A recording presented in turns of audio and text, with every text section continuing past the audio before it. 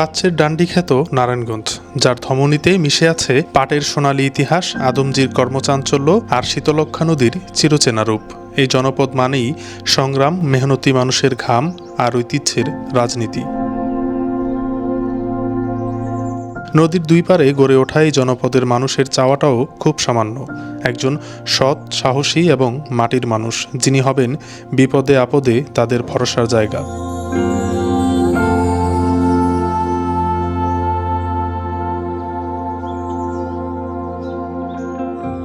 Advocate Abul Kalam এমন এক ব্যক্তিত্ব, যার ধমনীতে রাজনীতি আর জনসেবা মিশে আছে জন্মসূত্রেই। তার বাবা নারায়ণগঞ্জের কিংবদন্তি নেতা হাজী জালাল উদ্দিন আহমেদ ছিলেন বিএনপির শহর কমিটির প্রতিষ্ঠাতা আহ্বায়ক এবং ১৯৭৮ সালের সংসদ সদস্য। নারায়ণগঞ্জ পৌরসভাকে সাজাতে এবং শিক্ষাক্ষেত্রের বিপ্লব ঘটাতে নারায়ণগঞ্জ কলেজ থেকে হাজী সিরাজ উদ্দিন মেমোরিয়াল পর্যন্ত তার অবদান আজও মানুষ শ্রদ্ধার সাথে স্মরণ করে। বাবার সেই আদর্শকে সামনে রেখে আবুল কালাম ১৯৯১, ১৯৯৬ এবং ২০০১ সালে ধানের শীষ প্রতীক নিয়ে বিপুল ভোটে জয়ী হয়েছিলেন। তার দীর্ঘ রাজনৈতিক জীবনের সবচেয়ে বড় সম্পদ হল পরিচ্ছন্ন ভাবমূর্তি। এমপি হয়েও অঢেল সম্পদের মালিক হওয়ার নেশা তাকে কখনো পায়নি, বরং সততা ও নীতিতে তিনি অটল থেকেছেন হিমালয়ের মতো। আবুল কালাম শুধু ৩ বারের এমপি নন, বরং মহানগর বিএনপির সভাপতি ও আহ্বায়কের মতো গুরুত্বপূর্ণ দায়িত্ব পালন করেছেন। দলকে রেখেছিলেন উজ্জীবিত। তাই শেখ হাসিনা পালানোর পর এবারের চ্যালেঞ্জিং নির্বাচনেও দল তার প্রতি আস্থা রেখেছেন। শুরুতে ব্যবসায়ী মাসুদুজ্জামানকে মনোনয়ন দিলেও মাঠের জনমত তার অনুকূলে না থাকায় দলের হাইকমান্ড আবুল কালামকে ডেকে নিয়ে তুলে দেন দলের মনোনয়ন। মুহূর্তে বদলে যায় পুরো চিত্র।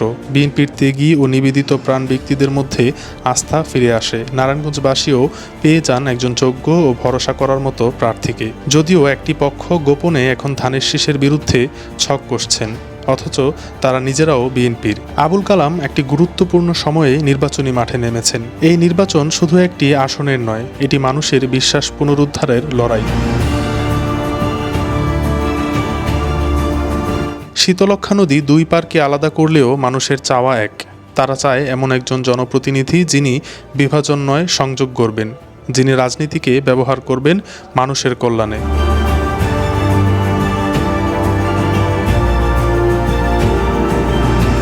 নতুন সীমানা অনুযায়ী নারায়ণগঞ্জ ৫ আসন সিটি কর্পোরেশনের ১১ থেকে ২৭ নং ওয়ার্ড এবং বন্দর উপজেলার ৫টি ইউনিয়ন নিয়ে গঠিত। এই আসনে মোট ভোটার ৪,৮০,২৮২ জন। এর মধ্যে পুরুষ ২,৪০,৮২০ জন এবং নারী ২,৩৯,৪৫৫ জন। আসনটিতে তৃতীয় লিঙ্গের ভোটার রয়েছেন ৭ জন। কালামের ছেলে আবুল কাউসার আশাও পুরোদস্তুর একজন রাজনীতিবিদ। তিনি নারায়ণগঞ্জ কলেজের ভিপি ছিলেন। পরবর্তীতে শহর ছাত্রদলের সভাপতি ও স্বেচ্ছাসেবক দলের মহানগরের সভাপতি ছিলেন।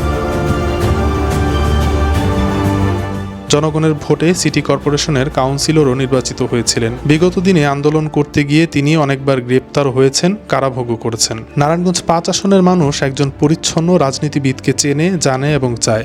আসন্ন নির্বাচনে সেই প্রত্যাশার নাম আবুল কালাম, মানুষের পছন্দ, মানুষের প্রতিনিধি।